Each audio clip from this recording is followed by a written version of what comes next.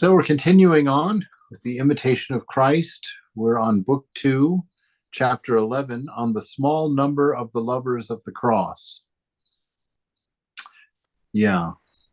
I have, I can't, growing up with this material and growing up in the Christian tradition, of course, I've got triggers everywhere with it there, and I can't really teach those, but I can't help bumping into them. And since it's sort of my agreement with myself, just for openness in these classes, I share that. On the small number of the lovers of the cross, well, not really. It's at this time in particular, it was one of the world's largest religions. But it's the thing that I'm tempted to say is that modern Christianity, I don't think it was always this way, but modern Christianity likes the position of victim, likes the position of underdog, and takes that position continually. It's like because they really base it around Jesus being victim, which is a wrong perspective. Jesus was not victim. Jesus willingly walked into all of that out of love for us, out of a dedication toward our own realization, helping us to be able to let go. He had to make that sacrifice to demonstrate unconditioned love, getting us to let go of our sense of responsibility, getting us to let go of our sense of doership is a very, very difficult thing to accomplish. And so he had to build that confidence. He had to demonstrate in the most extreme of ways to say, look, I am there. There is no boundary for me. I will do anything to bring you home. You can have your faith. It's safe to have faith that I have done this for you. It's safe for you to trust this level of love on my part. It's safe for you to assume this level of grace on my part. And the crucifixion was really about Jesus making that point. Like, look, I'm not kidding. When I said I'll do anything to get you home, I'll do anything to bring you to your knowledge, to your realization, I won't leave you for any reason. It's hard to believe that without demonstration. And so really the life of the avatars, all of them, have an aspect of that demonstration, a demonstration of this divine love, a love that is not available in the material world because it is not at all mercantile. There is no transactional nature to it. Swami. Maybe it's crazy to speculate, but I always wondered why didn't Jesus, the man, write anything or insist that people take down his words and in a more, historical way? Because as you say, maybe what we're looking at now with modern Christianity is not the real message that he teaches. So, just maybe he did write something and we don't know it. I mean, it's just vexing. I've always thought about that. Yeah. Well, there's several ways to look at it. First of all, these scriptures are written in us already. We carry that divine nature, that divine mark. We are capable of regurgitating these scriptures without ever having read them.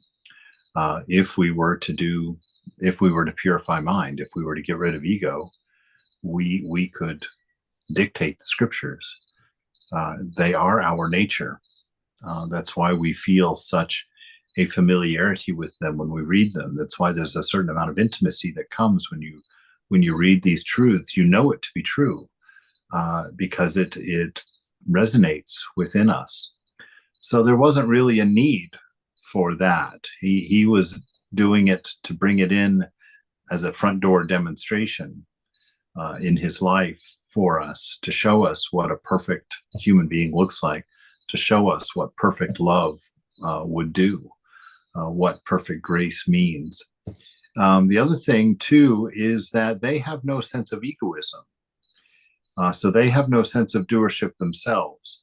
So they wouldn't write these things down. None of the avatars, the incarnations, anytime God has incarnated, he's never written his own message. It's always been written by those who are inspired by the presence. And I think that that has something to do with egoism. I think that because they're always, Thakur is always pointing at Holy Mother as being the greatest, and Holy Mother is always pointing at Thakur as the greatest.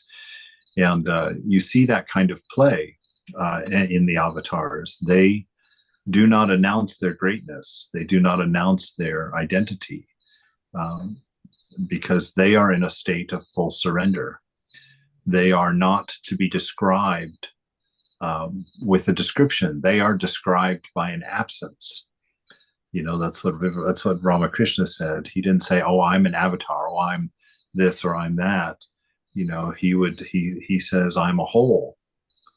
The avatar is a whole through which God can be seen. An avatar is a human being with no ego. It's a direct manifestation, so that as the universe moves, that incarnation moves. He's in perfect step, not in a sense of calculated, but in the sense of complete surrender. And so I think that would have an aspect of it as well. But I think the primary one is the only thing real is this moment. And we have the writings, we have the teachings, we have the inner guru, the Holy Spirit, as you will, since we're doing a Vedic Christian class, that all these things are with us, and not knowing is not our problem. Not having enough information is not our issue. Being willing to accept what we've learned and be willing to surrender what we have, that's our issue. And it wouldn't have mattered if Jesus had written or not written. I have a similar question with Ramakrishna. I'm like, well, geez, he was so close to the internet age. Wouldn't it have been nice to have him do a few YouTube videos? What if he had come at the time of the internet? He could have done a nice big YouTube channel with 10,000 videos with the whole gospel acted out on it, everything in its place. We could have seen all the disciples and seen their questions and seen them gathering and all of that. But he came just before that when we had nothing. So now we have a picture, though. So at least now we have a picture of him. I remember as a Christian, when I was a young man, in one of my prayers to God, I complained about that. I was like, God, it would be so much easier to know you, to feel like I was in relationship with you, if I at least had a picture of you, not just some, middle ages artist who drew you with blue eyes and brown hair. That's one of the reasons. If you ever go to this is a side note, of course, but a digression. But if you ever are in Washington D.C., if you go to the Basilica, beautiful place to go see. The upstairs is go see the upstairs for the beauty, for the scale and the beauty. It's just unbelievable.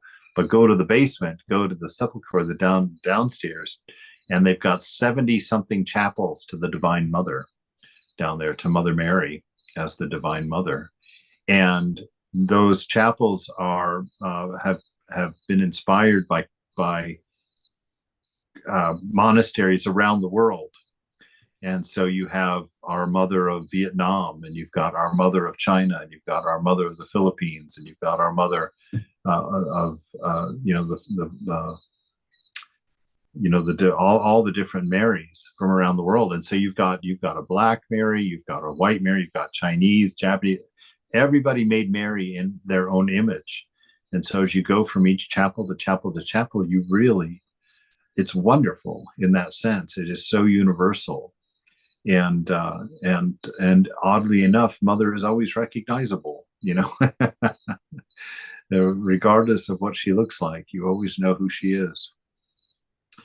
So Yeah. Did that answer your question at all, Tom?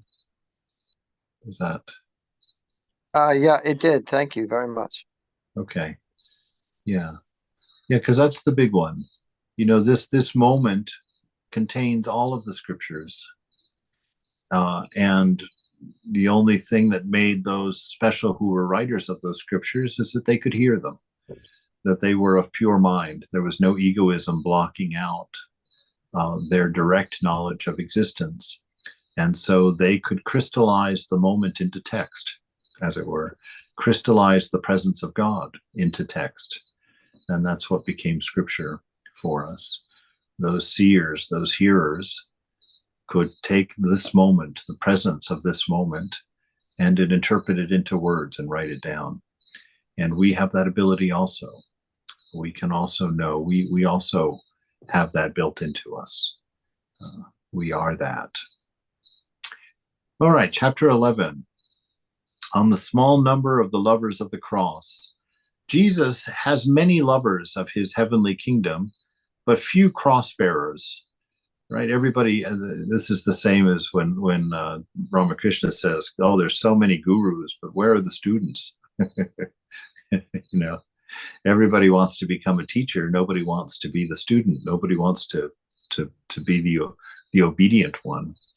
So Jesus has many lovers of his heavenly kingdom. Everybody wants to get to heaven. Everybody wants the good stuff, but few cross bearers, few folks willing to give up their life, willing to surrender their own will, their egoistic will, unwilling to surrender their personality, unwilling to surrender their own agenda, their own idea of what needs to be done and how to do it. Many desire his consolation, but few his tribulation. Right? Exact same thing. Many of us want his company, but we don't want to be placed into any uncomfortable situations. We don't we don't want our renunciation tested. We don't want our attachments challenged. We'd like to go on believing that we're doing pretty good and that we're pretty all right people when it comes to the end of the day, and we'll just leave it at that. Many will sit down with him at the table, but few will share his fast. All desire to rejoice with him, but few will suffer for him. Many will follow him to the breaking of the bread, but few will drink the bitter cup of his passion. Many revere his miracles, but few follow the shame of his cross. Many love Jesus when all goes well with them and praise him when he does them a favor. But if Jesus conceals himself and leaves them for a little while, they fall to complaining or become depressed. They who love Jesus purely for himself and not for their own sake bless him in all trouble and anguish as well as in time of consolation. Even if he never sent them consolation, they would still praise him and give thanks. And this is very familiar to us as Vedantins for sure. This is the highest ideal of bhakti. This is the nature of supreme love, a love that is for its own sake, that wants nothing in return. And we saw that testing of Vivekananda, where Ramakrishna refused to even look at him for a whole month. Vivekananda would come and hang out at the temple with him all day, like he was. And Ramakrishna, for a whole month, never looked at him, never spoke a word to him. And Vivekananda just kept coming, and just like nothing was wrong. And at the end of the month, Ramakrishna pulls him aside and says, "What's wrong with you? Why do you come here? I haven't spoken to you. I haven't even looked at you in a month, and you're still here." And Vivekananda says, Vivekananda says, "Oh, I come here because I love you. I don't come here to get anything from you. I come here because I love you." And that is exactly what our writer here took all of these paragraphs to say, that there's the love that we're going for is divine love.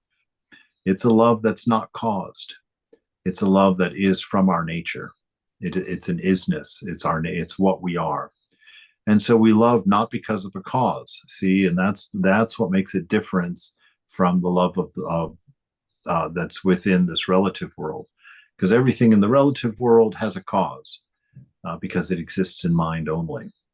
And causation is one of the tools of mind. It's not part of the creation inherently. It's the way the mind works. Past, present, future, time, space, causation. These are functions of mind. And it's the function, it's because we look at the creation through mind that it takes on those qualities, right? But in actuality, the moment is unchanging. It's an absolute, right? It's only seen as changing when there is a pinch of well, we call it impurity, but a pinch of attachment, a pinch of egoism is what creates the whole world, makes it vibrate. It brings the changing to life, right? Gives it energy. And since we attach to mind, that's what we see.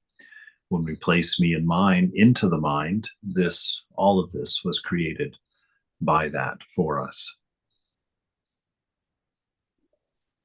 Oh, how powerful is the pure love of Jesus when not mixed with self-interest or self-love, right? The pure love of Jesus, because actually in that state, if there's no self-interest and no self-love, if you have in fact managed to remove me and mine from your love of Jesus, you're actually using Jesus's own love to love him, which is an extremely powerful state, right? And that was one of the tricks that we talked about earlier. If you have a noisy mind, if you can't bring your mind under control, then decide at the beginning of the meditation you're not going to use your mind for your meditation today. You go and ask Jesus if you can use his mind for your meditation, because it's all one mind, right? We've just cut off a section of the universal mind and called it ours, but the mind of Jesus is in the same place, and so you have access to that. But do you have the faith to access it? Who knows? You go try it, go see. But that's one way of kind of short circuiting that problem of noisy mind, and I found it to be very helpful for myself. I didn't make it a permanent part of my practice, but I played with it enough to see that yeah, you can get an extra few steps out of this. you can get a little bit of movement down the road this way. So how powerful, because it's using the power of the love of God. Without egoism, it's only God's love. Without egoism, it's only God's thought. Without egoism, it's only God's action. It's only egoism that makes us take any sense of responsibility from it at all. Because that identity, that identifying with mind and its thoughts, that identifying with body and its actions is what creates our karma. It makes us feel responsible, and we attach to that responsibility. We take it on and own it. We don't realize that it's separate and that it has nothing to do with us. So if we get rid of that egoism, what's left? Just like Paul says, again, it is no longer I who live, but Christ who lives in me. So if you are loving at this level, that you have no self-interest or self-love, the love that you're loving Christ with is Christ's own love, and you're loving it with that same intensity of that pure divine love. So yes, indeed, how powerful is this? It's extremely powerful. It's that power which brings us home. It's that power which transcends us, that allows us to lay down our ego and to merge with the divine. This is where that power comes from. Oh, how powerful is the pure love of Jesus when not mixed with self-interest or self-love. Are not they to be called hirelings who always look for comforts? Exactly. That's what Vivekananda called it, mercantile. We're all merchants of love until we experience divine love, right? Because everything is for something in exchange. I'll love Jesus to get to heaven. Well, that's too bad.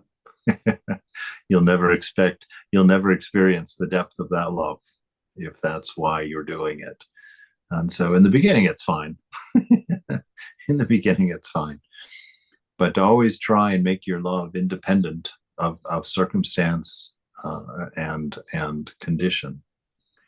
Are they not to be called hirelings, employees, right? Are they not to be called employees who always look for comforts in exchange for this love? And they who think only of their own advantage, do they not show themselves to be lovers of the self rather than of Christ? Where will a person be found ready to serve God without looking for a reward? So just pointing at that. And this is why, this is how the sages were able to deduce, if they in fact deduced it, uh, that our nature is love. Our nature is that ananda, because that's the only way that this truth could be practiced. If our nature was not ananda, then that love would have to be generated. It would have to be caused by something to give. But we know that that love is of our nature. We have an infinite ocean of it within us, so it does not have to be generated. It does not have to be created. It simply has to be allowed to be expressed. And the ego uses it, takes control of it, and hoards it, because that's how the ego controls its environment, how it controls the people around it in its life. You treat me this way, and I'll treat you that way. But if you treat me this way, I'm going to treat you that way.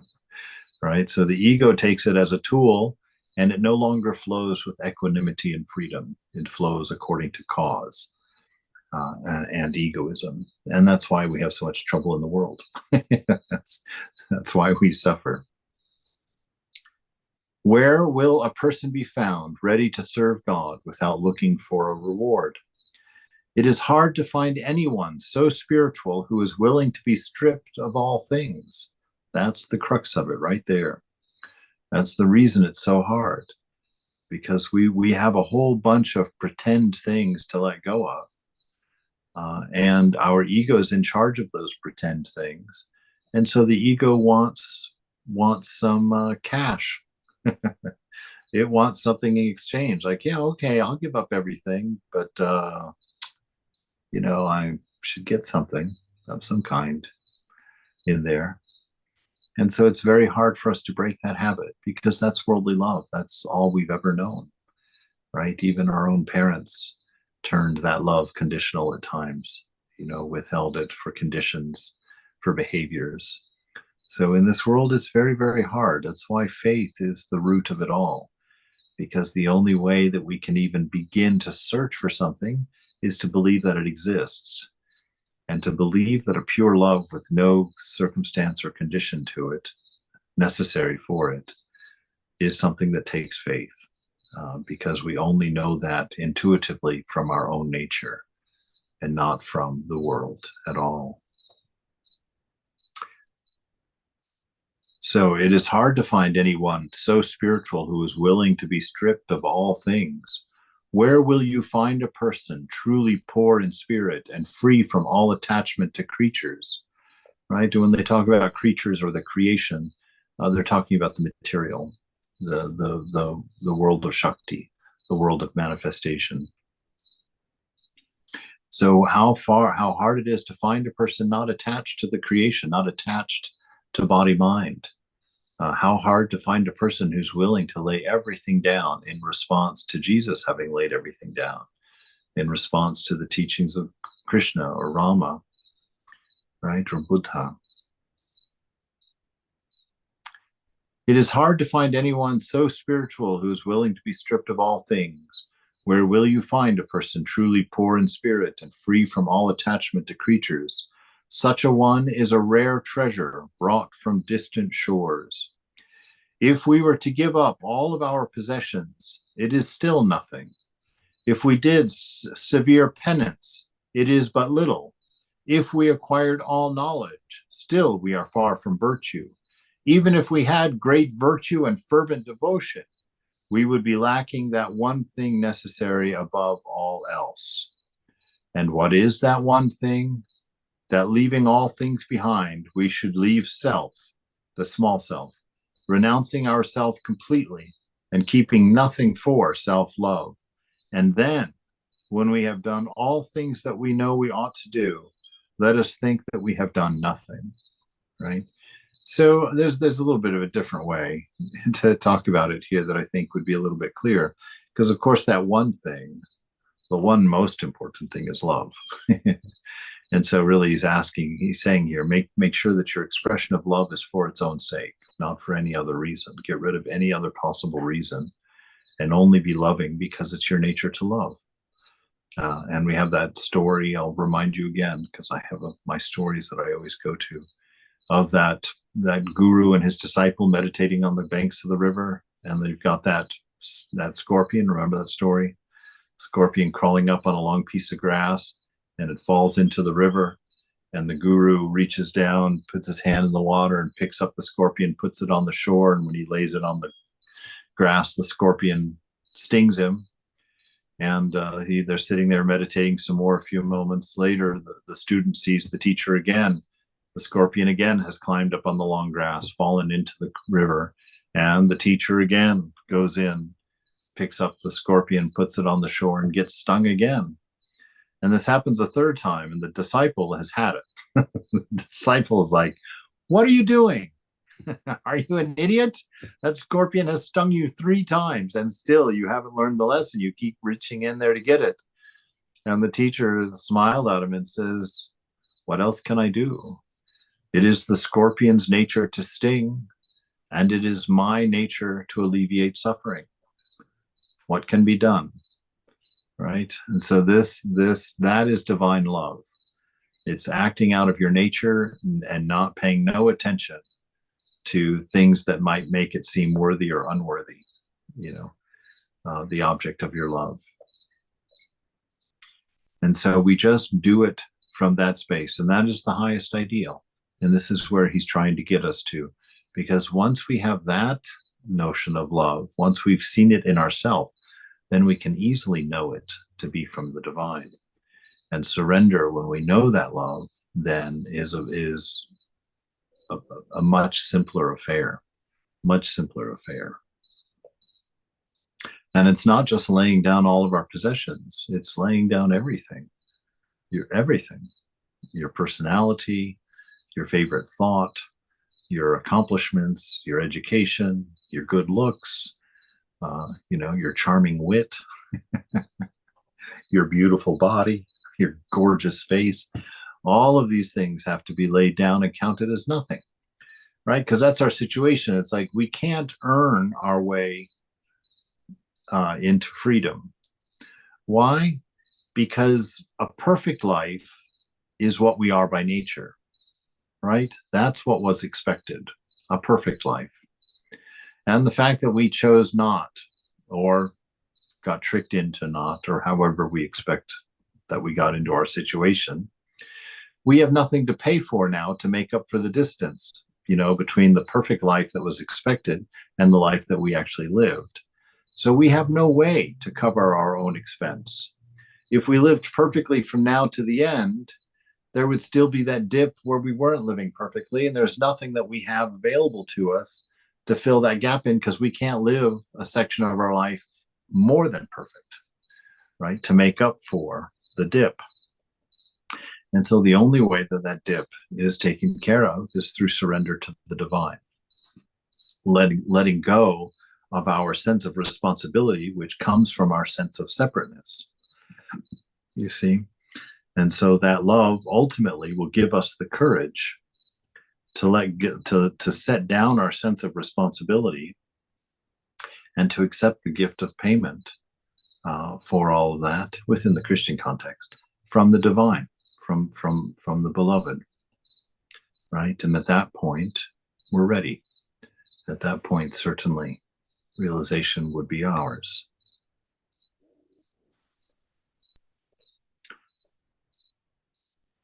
So even if we had great virtue and fervent devotion, we would still be lacking that one thing necessary above all else. And what is that one thing? That leaving all things behind, that we should leave the self, renouncing ourself completely and keeping nothing of self-love. And then when we have done all things that we know we ought to do, let us think that we have done nothing, right? Let us be aware, because the ego needs you to think it's done something. The ego demands that you know that you give it credit for having done something, right? Otherwise, it's not going to be able to maintain its control. It's not going to be able to be the one driving the ship. We should not regard as great that which may be considered so by others, but rather let us in truth look upon ourselves as worthless servants, right? I am the machine. You are the operator in Ramakrishna terms, Let us understand there's nothing here. There's nothing here to be adored. There's nothing here to be loved. There's nothing here to be coddled. That this is merely an expression of God. This is merely God in another form, and that our ego is merely the observer of that. As our Lord, the truth, has said, when you have done all you were ordered to do, say, we are unprofitable servants. Then will we be truly poor in spirit and able to say with the prophets, I am alone and afflicted. Yet there is no one richer or more powerful, no one more free than we are, if we know how to renounce ourselves and all things, putting ourselves in the lowest place. Right? This is the way to that freedom, letting go of all of those things that we find special. You can that's always a good test. Does this need to be renounced or not? All you have to do is ask, why are you asking? If you're asking if this needs to be renounced, the answer is yes. If there's anything in you that you want to hold on to, that's the thing to renounce. The more you love it, the more you want to hold on to it, the more you should take delight in letting go of it. Let go completely. Have nothing that you're saving for yourself. Do your confessions, share your faults. Why? Because there's no faster way to kill an ego than to share your faults, share your shortcomings. Right? There is no one richer, no one more powerful, no one more free than we are, if we know how to renounce. Right? If we know how to renounce, there is nothing more powerful, more beautiful, more rich, or more free. So it's very interesting that the way to freedom is through renunciation. The way to riches is through renunciation. Right? I saw that little placard in a bathroom in Hawaii. There's 2 ways to become rich: desire less or earn more. That's your choice.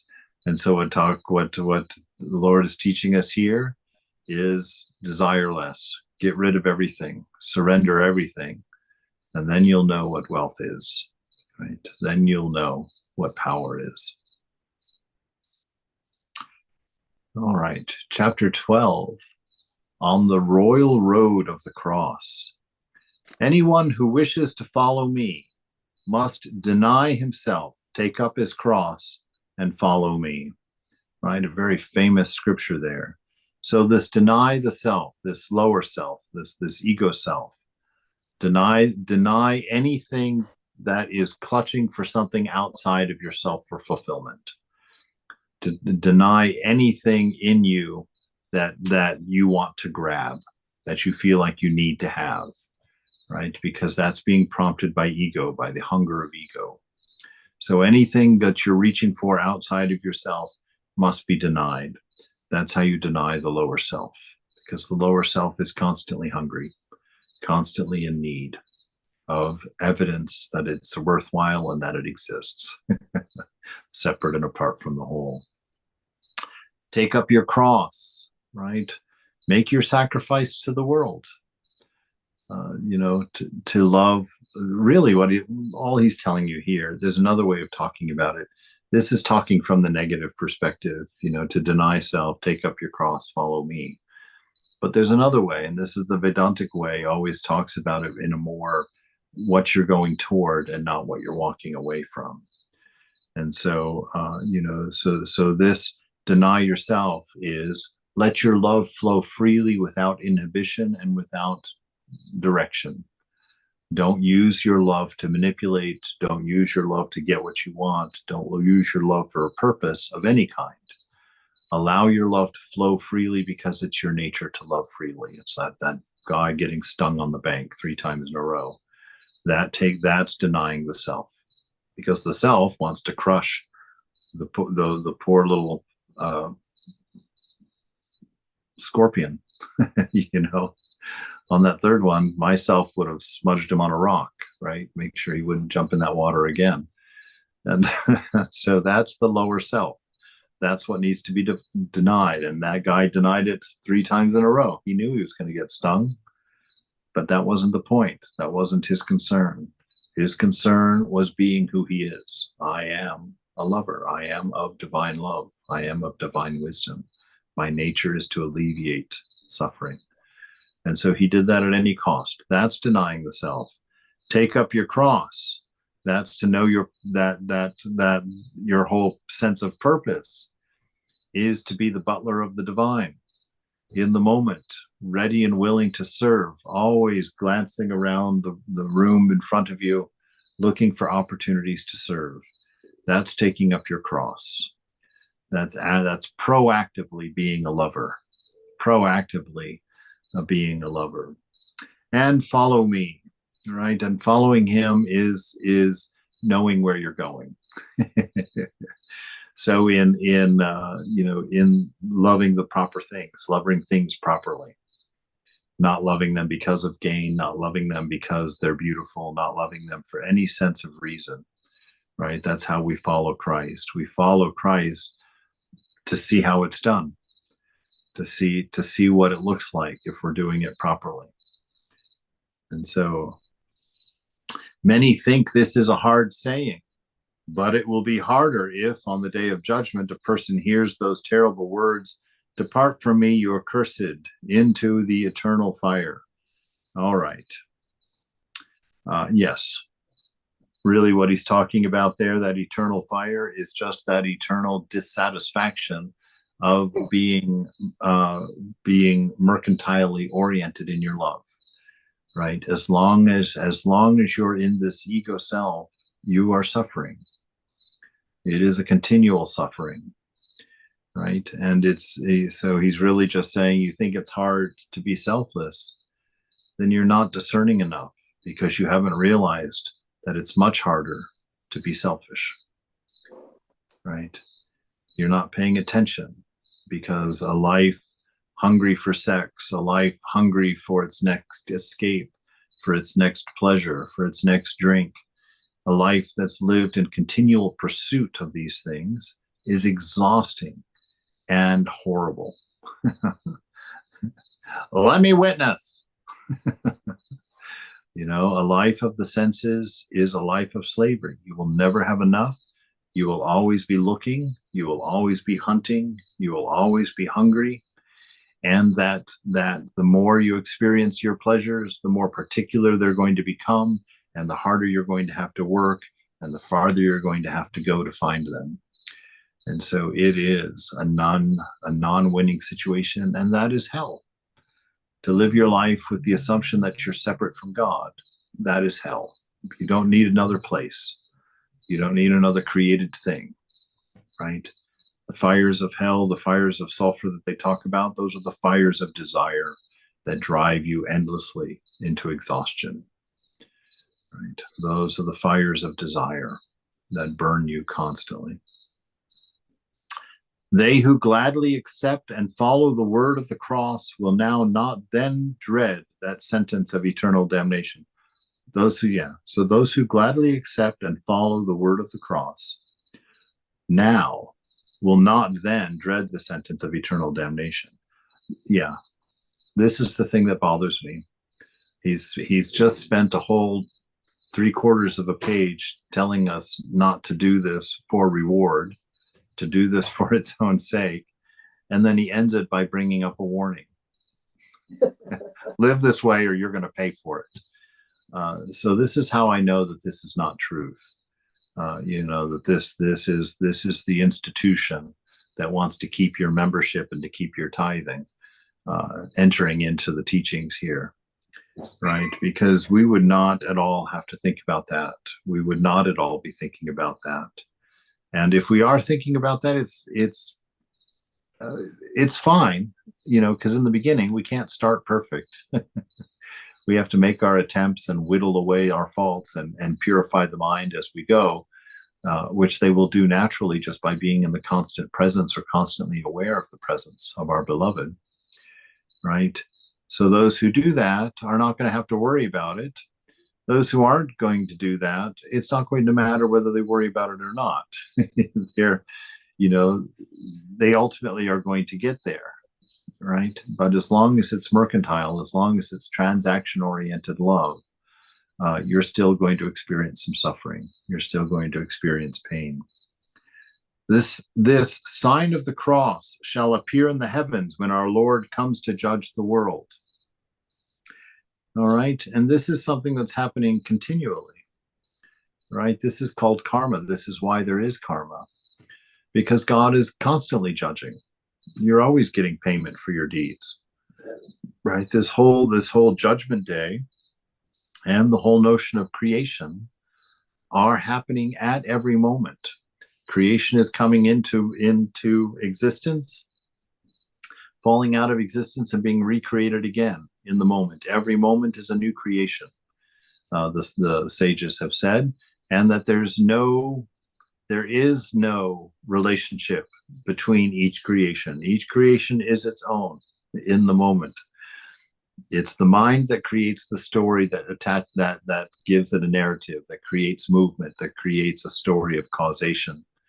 That's the mind that does that. It takes the snapshot, holds that in memory, takes another snapshot, compares the two, creates the story to explain the change, and that is Maya. That is your delusion. So this judgment of God, the judgment day, is happening always. That's why when you do something selfish, it hurts. You've been judged, you've gotten your suffering, right? And so this is constantly happening, constantly going. These are not things that are in time. These are part of our nature. That this awareness of these things is happening always in front of us. The sign of the cross shall appear in the heavens when our Lord comes to judge the world. Then all the servants of the cross who made themselves like Christ crucified will go with great confidence before Christ, their judge. Yeah, and that would be a daily thing. You have great confidence in the love of God. You have great confidence you're able then to actually experience divine love because you have faith in that divine love, and that faith gives you your freedom. It releases you from that sense of responsibility. It gives you permission to let go of your own karma and to be free, right? And so that's how that happens. Why are you afraid to take up your cross, since it is the only way to the kingdom of heaven? Right? Why are you afraid? Well, you're afraid because you're not sure it's there, right? You can't see it anymore because you've been working transactionally so much, and you're so enslaved by past, present, and future. And you've been using the idea of causation to get all of your desires up until now. And now someone's telling you, hey, you know what? If you don't get a job and you don't go out to work, I'll still pay your bills. Right? That's a tough one to believe. That's a tough one to believe, myself here, I'm very happy to say that I'm in that situation. And for a year and a half, I have not worked. I have not asked for money. And the bills are all paid. And I tell you, I'm still terrified. I still have to work with believing that they're going to be there next month, that it's going to keep, that this isn't just a fluke. This isn't just some quinky dink of circumstance and that it'll end. But this is actually God's promise, taking us forward. So this is why we're afraid. This is why we're afraid to do these things, because we're hedging our bets. It's like, well, I can give you most of it, but I'm just going to keep a little just in case. This is a big investment. What if it doesn't pan out? I'm not going to put all my eggs in one basket. So that's why we're afraid. Why are you afraid to take up your cross, since it is the only way to the kingdom of heaven? In the cross is salvation and life. Absolutely. In the cross is defense against our enemies. Exactly. When he says in the cross, what is he talking about? In the grace of God, in the perfect love of the beloved. That's what the cross was. It was a symbol of that, a symbol of the depth of God's love, a symbol of the intensity and immensity of grace, the grace of God. It's a demonstration of an infinite mercy, an infinite forgiveness, an infinite grace, an infinite love. So if we take refuge in that grace of the divine, which is what it means to take it, to take the cross, to take up our cross. And in that cross is your salvation, absolutely, because you accept God, you accept the grace that covers everything. And your life, yes, your ability to be free, your ability to be what you are. You're no longer having to be a thing, an object, a beggar, trying to manipulate past, present, and future to get a drop of milk from the tit of Maya. You don't have to sit there constantly working to get juice out of the hog plum, as Ramakrishna says. You know, there is no juice in a hog plum. It's like trying to make raisin juice. You can't make raisin juice. All right, so in the cross is salvation and your ability to live a life that's true to you, because you're of the nature of love. And the only way that you can live a life that's true to your nature is to rid yourself of this ego. The cross is the defense against our enemies. That's absolutely right. That's where we find our strength. It is that grace that inspires us to live for grace. It's that strength. It's that grace, that unconditioned love that inspires us to stand up, to find our strength within, you know, to know we've got this. This is happening because it's already been done for us, right? So it gives us our defense against our enemies. We see that with that story of gosh, I go out and I remember these names, and then every time I tell the story, I still forget the names. But God, let's just say God and his wife were in heaven, right? And one of his devotees is walking along the banks of the river, and he's kind of lost in ecstasy. And he walks by a place where this washerman is working, and the washerman has all these saris laid out on the grass. You can still see this to this days. They still do it this way. All the clothes that he's been washing in the river are laying on the grass drying, and this sadhu, lost in a sense of ecstasy, of samadhi, is walking along and walks through all these clean clothes and gets them all dirty. And so the washerman's furious and is coming after him to beat him. And the devotee is running away. And God tells his wife, says, oh my gosh, I've got to go save my devotee. He's in trouble. I'll be back in a minute. So he goes, and he's back in a flash of a second. His wife says, well, that's fast. How'd you get back so quickly? And he said, well, I was on my way to help him, and he picked up a brick to defend himself against the washerman. So I just let him do it. Why do I have to get involved? So this is what he's talking about here. You know, that it is, if we have faith and grace, we don't pick up our own rock. If we don't have egoism, we know we're not the doer. And so we don't accept that responsibility. We accept God, right? We accept God. And so in that, through the cross, heavenly sweetness is poured into our souls. That's absolutely right. Through this grace, you get all of that sweetness that you don't deserve. That sweetness of a clear conscience. That's that sweetness of an intimacy with divine love. Not feeling guilty, not feeling ashamed. These are all the gifts of the cross, or the gifts of that infinite grace of the beloved, of the divine. Heavenly sweetness is poured into our souls. Our minds are strengthened. That's right, because they're no longer compromising for desires. It's no longer making allowance for desires. It now knows, and it finds its sweetness and its fulfillment within itself. Our minds are strengthened, and we experience spiritual joy because of all that. You know, wow, I can sit down, and this is part of my practice when I sit and do my meditation. I always sit, and for the first few minutes of my meditation, I remove any sense of responsibility from my mind, that part of my mind which is saying, oh God, this is going to be tough. Oh, this, now I've got to be quiet. Oh, I hope this is a good meditation. I let go of all that stuff and I recognize God. Ah, there you are. You're here already. Yes, your grace has made this possible.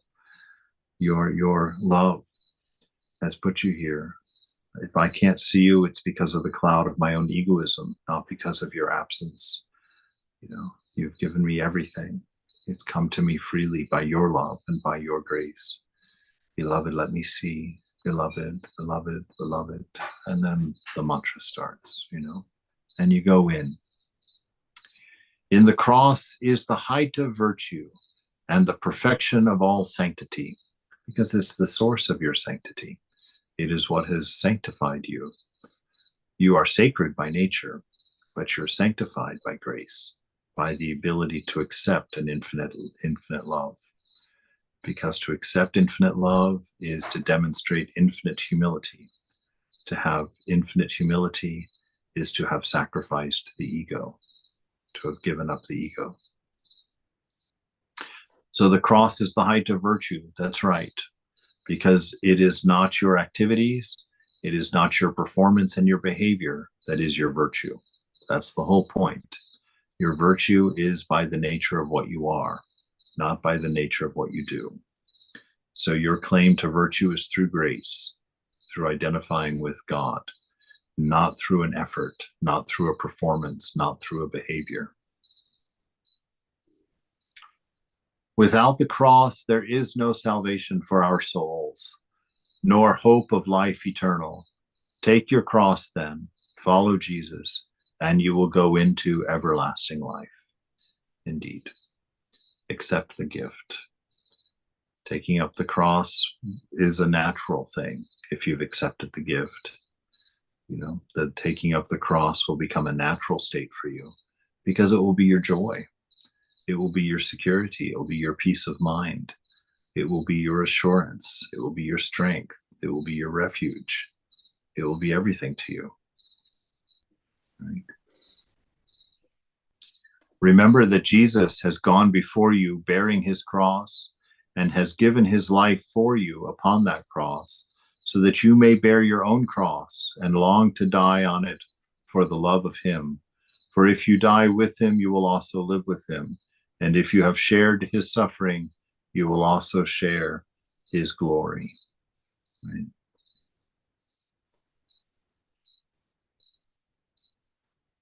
Oh, that's a good place to stop right there.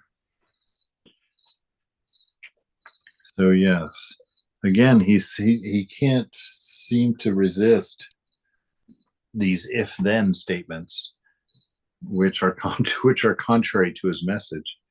It's quite, I find it a little bit humorous that always it comes down to that. If you do this and if you do that, then you will enjoy this, then you will have that. And then simultaneously telling you not to do anything for anything other than the very love of Christ. Yeah, it's just, that drives me nuts. It's because they just don't trust you with the truth. They still have to put that condition in there to manipulate you egotistically, you know, to stay on the path, which is unnecessary. The path is its own reward. You know, the spiritual life is its own reward. And so if you make any attempt, God meets it and comes toward you 10 times more. So we just keep going.